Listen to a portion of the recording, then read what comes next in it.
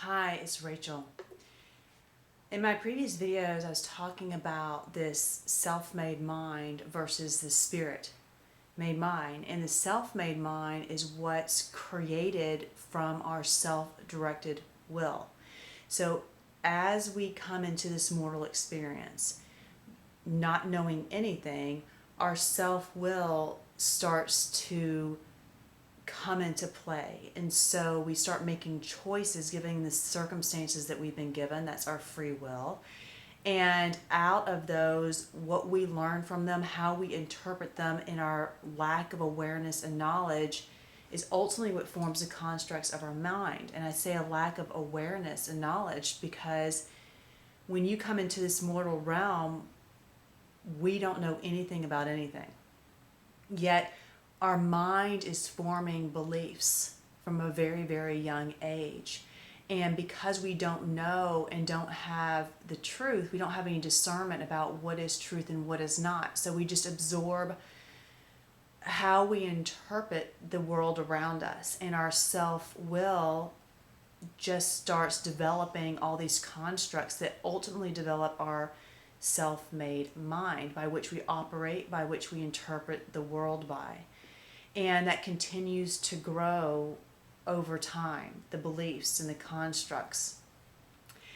And often the initial beliefs and constructs that we have are they're layered upon. So for example, I have talked about that we, in our very beginning, a lot of us have gained the false truth that we are insignificant or not loved or not valued or not worthy.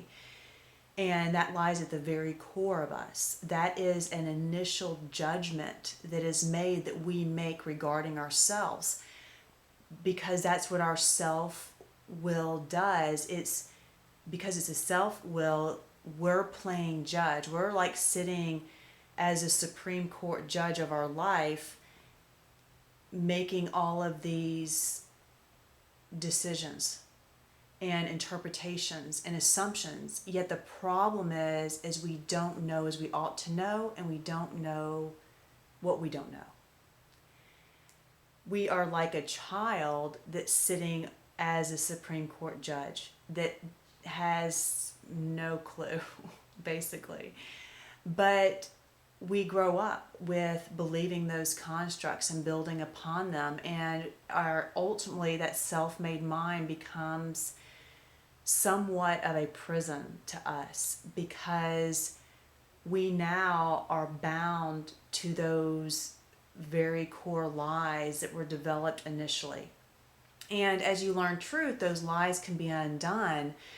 But what is so interesting about this self-made mind is the very essence of it is that it's created by a self-directed will versus a God-directed will. So we have our free will, but the question is what or who is directing it? Is it us and our limited understanding directing it? If it is, that's what creates that self-made mind. That's where we start. If it's God directing it, His truth and His love, then it creates this spirit mind. That's why it's a spirit-made mind, because it's created by the spirits of truth and of love that come from our Heavenly Father. So this essence of the self-made mind is that it's directed by our will. So we're playing judge of our lives. And we do that in so many different ways. And as you start to grow, and again, I said you start to grow in the spirit mind once you start accepting and understanding and receiving that love of that supreme spirit, the creator in which we all came from. Because we were born out of love, and as you seek to know your true origin and your true beginning and who God is, that's what you discover, is that He is a God of love and of truth. And what you discover is that as that spirit mind develops, so you start understanding this love and the truths and how it operates, you now have a contrast. And remember, we learn by contrast. Now you have a contrast of a way of thinking and acting and being that's different from that self-made mind, which is directed by your own will and your lack of knowledge. The lack of knowledge, we will always have a lack of knowledge, no matter how much we know. If we're the smartest person in this world, we will always not know as we should know. We will always lack because we have a finite mind, that although we can grow, even in a spirit mind, you learn this, we have a finite understanding because we aren't God. So even though we can have a oneness with God, we aren't God. So what happens is, as you develop in this spirit mind, you start to see how it can be directed by the will of God. And it's hard to understand the difference between the spirit mind and the self mind, and even how judgment, because it's a self-directed will, so we're always playing judge of everything. And because we don't know as we ought to, we're always making the wrong judgments, the wrong assumptions, having the wrong expectations. We're perceiving the situations wrongly. We're perceiving ourselves wrongly. We're perceiving other people wrongly. Yet we're not aware of what we don't know because we don't see it. That contrast, you start to really see how the self-made mind operates, what its operating system is like once you start getting the spirit mind. And you realize it's fundamentally, from its very beginning, based on judgments made by us. And those judgments are full of a lack of knowledge, therefore they're full of error. And when you are making judgments in error, then you act on that erroneous understanding, and that creates a ripple effect of problems that ultimately leads to not acting in truth or in divine love. When you come to understand the spirit-made mind, it is gaining the truths of God. The spirit of truth teaches you. So you start understanding absolute truth. You start gaining as that love, as you start connecting to our true creator, who his main attribute that we experience, he is from his soul, is love. The soul, remember, is the constructs of truth, and this we're the same, that the spirit emanates. Okay, so when you have all the truths working together, absolute truth, what it reflects is love always. Those truths is what your mind interprets. So your mind is interpreting the truths that are held within your soul, your deepest beliefs, convictions, values, and that make up the constructs of your soul. And then your body manifests what those beliefs are. Okay, that's kind of the sequence of the connection between those parts of us that make up our individuality. So when we start growing in the spirit mind, we start receiving the truths, and the truth simply is truth. It's like we're understanding an absolute truth, and by faith, which is just acting on that truth when it's not quite yours, but then it becomes yours in the process because you see the wisdom in it. And as that becomes your truth, that starts to become a part of your soul that then is reflected in the spirit mind. The spirit mind starts being sown in all those truths. And once you get to a certain level of understanding, which is also a certain level of that love, of receiving it and giving it, because divine love is the flip side of the truth. That's what that truth creates. Then you're able to find a oneness with the soul of God, because your truth, his truth, becomes in such a harmony that there's a oneness. That's what he's creating in us. That's when we become in his likeness. That's when we become truly a reflection of him. And as I mentioned in the earlier video, we become garments to the gods of the garments to God's soul. But because it's coming out of our own understanding, our own mind, our will still feels and we experience it as completely free, and even more so because in the spirit mind there is no fear, because there are no judgments. We're not playing judge. When judgments that we make, this is a very big area, and I've been learning a lot about it. And again, it's almost hard to really describe it unless you see it with your soul perceptions, because they're so pervasive and they come out in so many different ways. For example, you can, in making judgments, that's when we compare ourselves to somebody else. So when we compare our walk, our journey, our life to someone else, kind of sizing ourselves up to someone else, that's making judgments about who we are and who they are.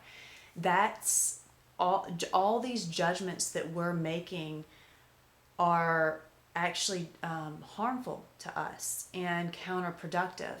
Because, for example, that comparison, once you learn who you are in the individuality of God, those comparisons don't even make sense. So now you're making, what happens is in those comparisons, you make erroneous judgments and assumptions about maybe where you should be or who you should be or who they are. And it's nothing about it is coming from truth. So as you develop in that spirit mind, you cease to make those judgments. Another one is expectations.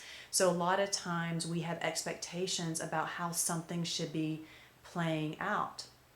Well, we see a sliver of our perception is very, very small in considering a situation, our lives, our soul development. So when we make judgments about that, they're often full of error. And again, if we start walking in that error, that leads to a ripple effect of problems, because it's not in truth. Okay, whenever we're walking contrary to truth, it causes all kinds of problems. Pain and suffering and hardships and separation from others. So the expectations that we have are coming from a very limited understanding. So in the spirit mind, you would just abide in the truth, and your expectations you leave up to God to create. You leave up to God to create your experiences. The only thing that you expect is that you know that his love is there, and that his love is governing you, and that his will is perfect, and he's working out everything perfectly in your life as you're tuning in and following him. And once you really grow in your soul and you develop, you can look back on your life and you can see how everything has its meaning, its purpose, its place in the development of your individuality in your soul. Because we learn in contrast. So sometimes even the hard things that we go through, it's learning what isn't of truth, what isn't of love. It's learning what a self-directed will creates, the weakness of it, the limitations of it. So it's all purposeful and meaningful, and you understand that. So that's another important reason why when we start making judgments about where we are in our walk and who we are at this point in time, we're not seeing the big picture. And what helps you to see that bigger picture is coming from that perspective of divine love. Because you start to understand that we are all souls developing our individuality, and we're not developed yet. We're in the middle of that process. And when you understand the self-made mind and the spirit mind and all the interactions between the two and growing, it again, you naturally start moving out of those ill assumptions and those false expectations because they don't even make any sense anymore, given your new understanding. So, and obviously, there's other judgments that we make about other people, that you can see extreme versions of it in someone being prejudiced against someone for whatever reason because of a set attribute that they have that they somehow look down on upon them. That's a judgment that we're making that's also very foolish because we don't know as we ought to know. And if we did, then we wouldn't have that prejudice. So I've often said that understanding leads to compassion. The more that you know about someone's situation, you actually have more compassion. The less you know, the less compassion and the more judgment that you have. So judgment and making these false assumptions, making these judgments about people or ourselves or our walk or our expectations, comparing ourselves, if we're making a judgment, we're saying we know, but we don't know. It's like we have to remember that we're just children. And we're always going to be children for eternity. We're never going to know as we should. That's why it's so significant to have this understanding, because you realize the importance and the significance of the development of a spirit mind. One that is sown in the constructs of truth and divine love, so that now what you're operating by is you're not operating by self-will that's trying to make all these judgments without any knowledge, but you're now operating in a way where you're perceiving situations out and through a divine love and the truths of God, and it simply is the truth of God or not the truth of God. And part of that is that you're not making judgments about anybody else, even yourself, but instead you start coming from a framework of always wanting to help and have compassion and have empathy and have understanding. And if someone's going through something, you just want to gain more understanding, but you're not having these judgments that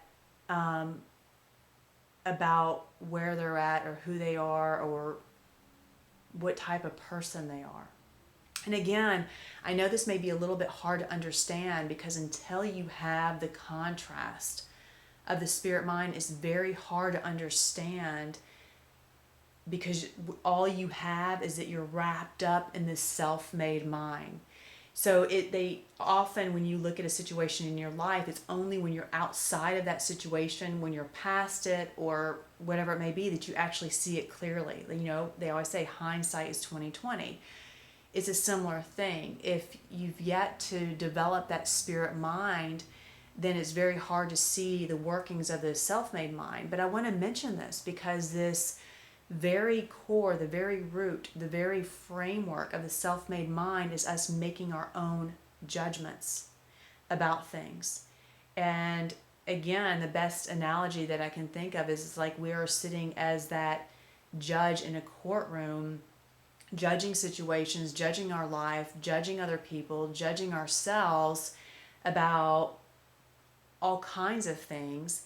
And it's full of error, because the self-made mind was sown in a lack of knowledge. Because true knowledge only comes from the divine love, because that's the flip side. So it's like that divine love, when you start receiving it into your soul by knowing the true creator and going back to your original source and gaining that connection and experiencing that pure divine love, it starts changing you and filling you and helping you see truth. It enlightens you to the spiritual principles by which things work by. So the only one who sits as in that place that can really sit as the judge is the creator, but he doesn't sit as judge.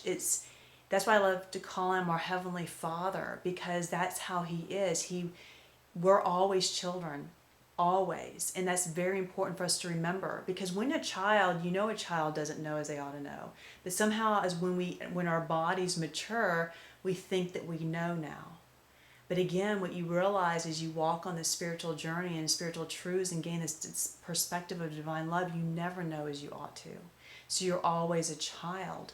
But in that weakness of being a child, it's you let your will, you let your understanding be absorbed into the understanding of our Heavenly Father, so that he can govern us in all things. And so you just want more of those truths. You want more of that love, because that gives you the right perspectives.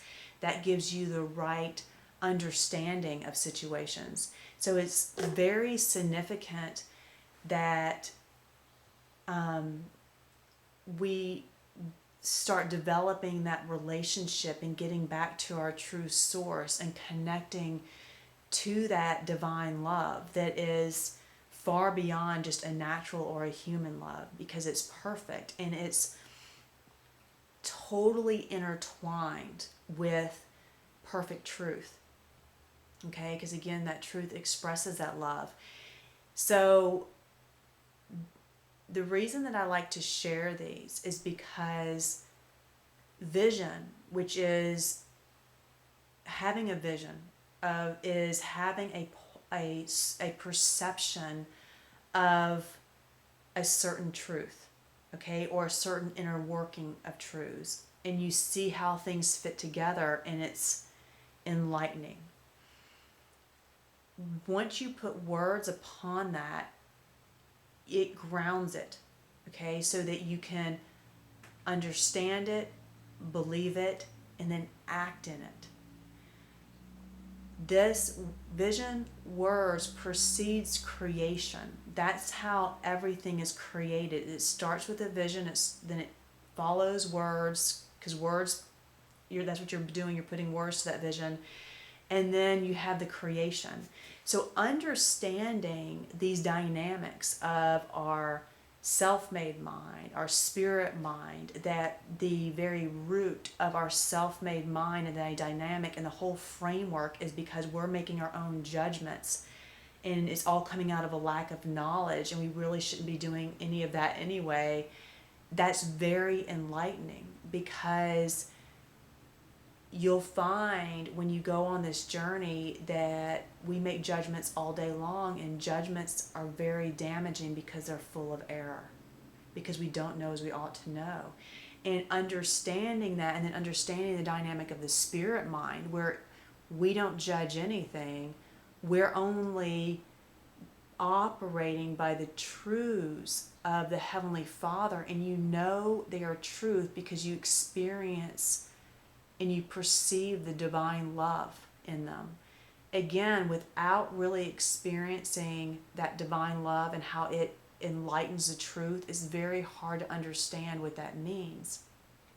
But it's a whole different way of perceiving, to where now you have a God-directed will, because your entire mind and how you're operating, it functions very differently, and it's absent of those self-directed judgments and that self-directed will. And in this spirit mind, because it's that absolute truth and divine love, it's perfect understanding given the particular situation we're in, and that creates beautiful effects in our life. It creates a whole different reality when we operate from the framework of this spirit mind.